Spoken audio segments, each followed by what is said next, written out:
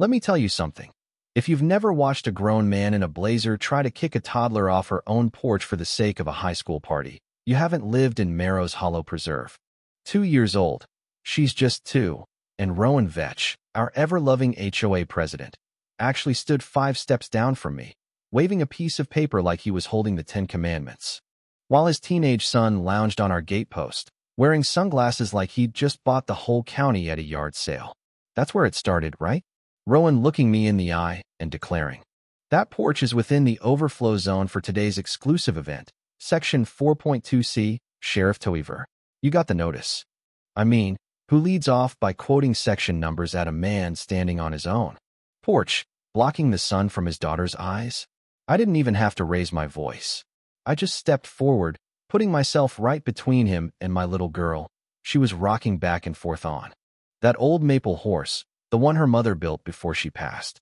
"You mean the charter you filed with an overlay that includes Legacy Parcel 3B? The one you never put to a member vote?" I said it quiet, just enough for Rowan's mouth to twitch. That was when I knew. He'd played his hand too early, and he knew it. Now, if you've ever had to stand on your own land while some clipboard-wielding bureaucrat tries to outmaneuver you with fake paperwork and forced smiles, you know where this is heading. My name's Grant Toiver, by the way, Sheriff of Pine Cliff County. And this cabin, this porch, it belonged to my wife before the HOA was even a twinkle in Rowan's eye. His son didn't get to evict my daughter from the place she was born. Not today, not ever. Jensen, the kid, tried to act tough. "It's not personal, man. She's loud, doesn't even do anything but sit on that toy." That toy was built by a mother who only got 6 months with her daughter, 6 months. The C. Temporary event control, non-resident disruptions. "She is the resident," I shot back. "You're the guest." There's a kind of fury you feel when someone tries to erase the last safe place. We're obstacles, not neighbors. Rowan, flat as a sheet of glass, says, "End of the month, you'll be vacating one way or another. The violation stack is actionable." I just smiled, told him to stack, expanding their reach without a vote. But I'd been watching, keeping records, waiting for the moment they'd cross a line that mattered. And now they had. When it's about your kid, you don't hesitate. The first notice landed that night, slid under my door like a coward's threat. Official HOA letterhead, sealed, glossy, all proud of itself. Violation, unauthorized minor occupying restricted event. Zone. Like my daughter was some raccoon who wandered in. I put the letter on the counter, didn't say a word. My girl sat at the table playing with pine cones. No idea she was now a problem in. Rowan had rammed through a clause banning non-uniform porch decorations, backdated, and signed, totally bogus. It was dated 2 days before Jensen's party, like they'd traveled back in time to rig the game. Bottom line, failure to comply may result in temporary gate suspension, further restrictions. That was the play. Paper cuts, isolation, try to force us out quietly. But this wasn't my first dance with weaponized paperwork. Here, in Pine Cliff County, you break a man with a clerk, not a bullet. Paper's cheaper, and they know it. But they'd forgotten. I don't scare, and I never forget. Cabins like mine, deeded before the HOA even existed, were now, magically, inside the jurisdiction. I spread the county map on my table, traced the old lines. Parcel 3B was outside the HOA, plain as daylight. But Rowan's version swallowed it whole. By day 4, third notice. This one on my windshield. Unregistered vehicle in common parking. My truck, on my own gravel. And that's when I spotted. Drone activity noted. They were building a case, but so was I. That evening, I strolled down to the mailbox pavilion. The event calendar was posted for all to see. June 17th, Vetch family. Celebration, Zone 1 reserved. Access, limited to board-approved guests. I took a photo, flipped it over. Blank. No ratification, no signatures. Just a one-man memo dressed up like law. I felt someone step beside me, quiet, tentative. Clara, the compliance officer. Clipboard queen. "I didn't vote for that one," she said. I didn't look at her. "But you enforce it." She didn't argue. Just stood there, tired, holding that clipboard like it weighed 100 pounds.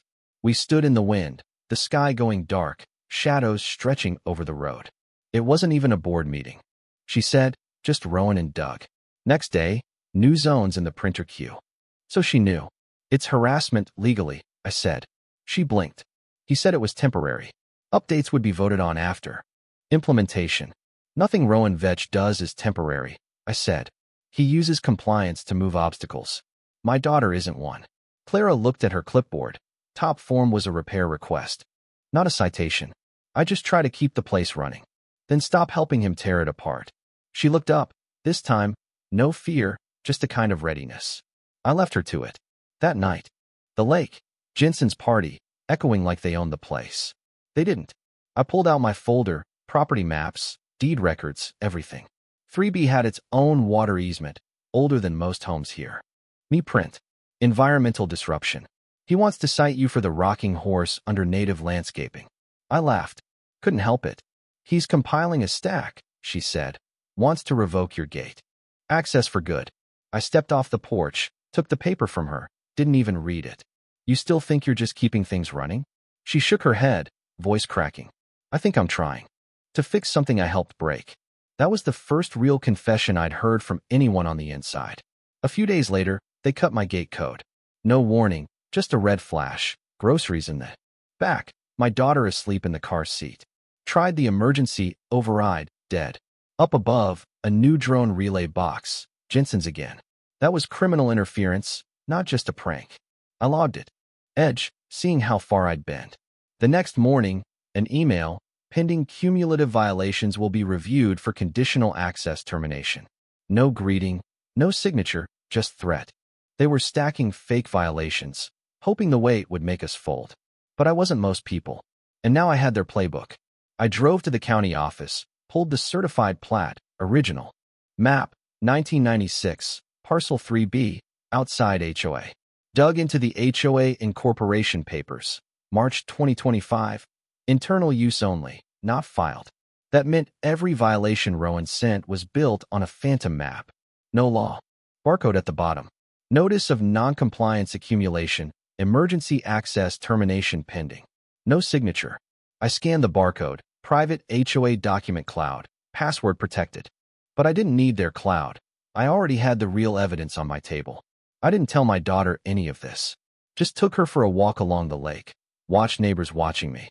Some pretending to trim hedges, others not making eye contact.